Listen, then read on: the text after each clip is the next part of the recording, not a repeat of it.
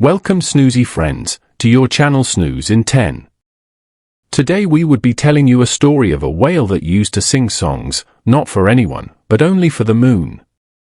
Just too brief for our first-time listeners, our idea of channel is that we try to engage your imagination gently and activate the parasympathetic nervous system.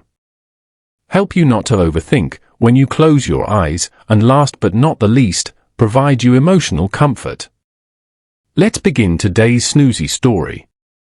The whale that sang to the moon. In the deepest part of the ocean, far beyond the reach of nets and noise, there lived a whale named Debby. She was unlike any other whale in her pod. While others sang to each other, Debby sang only to the moon. Every night, when the sea grew quiet and the stars peeked out from the sky, Debby would rise gently to the surface. There, in the cool dark, under the silver light of the moon, she would lift her great head above the water, close her eyes, and sing. Not loud, not proud, but full of feeling. A song woven from old memories, quiet wishes, and the kind of hope that lives deep in the heart. Debby had not always sung alone. She had once been surrounded by family, a joyful pod that swam in wide circles and played among the coral gardens. She was the youngest then, full of questions and wonder. Her favorite time was night, when the moon would cast a ribbon of light across the water, and she and her brother Theo would leap through the waves, trying to touch it. But the world is full of change, even beneath the sea. One year, the ocean grew louder. Ships passed more often. The coral grew sick. The current shifted, and slowly the pod drifted apart. One by one, the others left to find safer waters, until only Debby remained. At first, she searched for them. She swam for days, then weeks, calling through the water. But the only answers she received were the calls of distant dolphins and the soft hum of underwater vents. She returned to her favorite reef, now quiet and faded, and there she stayed. She did not sing for many days, until one night, when the moon rose full and round, and she felt something stir inside her. She rose to the surface, slowly, and let out a single note. It wavered on the breeze, like a breath from the deep, and the moon listened. The moon, though distant and silent, had a heart of its own. It had seen children cry, and oceans rise. It had watched animals migrate, and stars fall. It had listened to 1,000 songs. But this one, Debby's song, was something different. So it answered, not in words, but in light. Each night Debby sang. The moon shone a little brighter.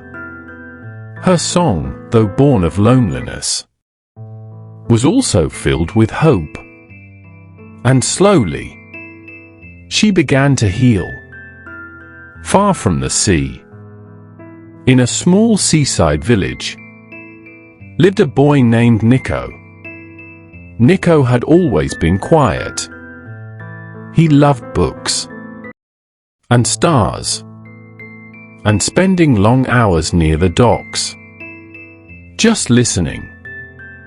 His father, a fisherman, had passed away the year before, and since then, Niko had found it hard to speak much at all. But he loved the sound of the sea. It reminded him of his father's stories. One evening, while lying on the pier, Niko heard something different in the wind. A song, soft and deep, like someone humming a memory. He sat up, listening closely. It didn't come from the village. It came from the ocean, from the moonlit waves. Niko returned every night. He brought a blanket, a notebook, and sometimes a small sandwich he would forget to eat. And each night, the song returned. He couldn't explain it, but it made his chest feel warm, like someone had left a light on inside him. One night, he brought his flute. He hadn't played since his father died, but the song made him want to try. And so, sitting on the pier with the moon above and the waves below, Niko began to play. A few soft notes, unsure, but honest. And far out at sea, Debby heard him. It was faint, like the echo of a dream, a sound from the land, unlike anything she had heard. She paused mid-song and listened. The flute notes danced over the water, light as feathers. And for the first time in many seasons, Debby felt something new. Connection. So, she answered. She sang, in harmony. And on the pier, Niko's eyes filled with tears. He did not know who or what he was playing with, but he knew it mattered. Each night became a song shared. Flute and wail, child and sea, hope and healing. Niko began to speak again. First in music, then to his mother, then to his classmates. He told them about the singing sea, about the song that only the moon. And he seemed to hear. Most smiled gently and nodded. But one girl believed him. Her name was Isla, and she had lost her brother the year before. Together, they listened. And one night, they both played. Two flutes, one wail, one moon, and a song that reached the stars. Debby grew stronger. Her song grew clearer, deeper. And one night, something wonderful happened. She heard an answer, a second wail, then a third. Her pod was not gone, just scattered. And now, drawn by the song, they returned. One by one, they arrived. Old friends, new faces, the ocean filled with music again.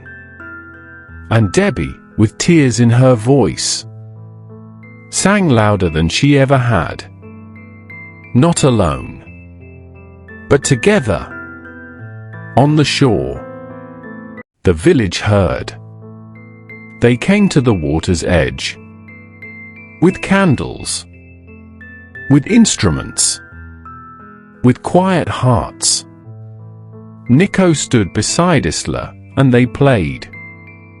The village joined in, not always in tune, not always in time, but always with love. That night, the moon looked down on the ocean and smiled. Its light danced on the waves like laughter. The world, just for a moment, felt smaller and kinder and more whole. All because a whale sang, and a boy listened, and neither gave up on hope.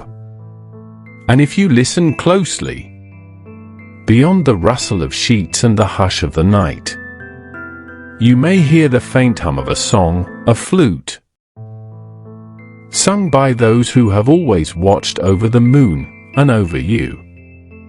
So rest now. You are safe. Good night.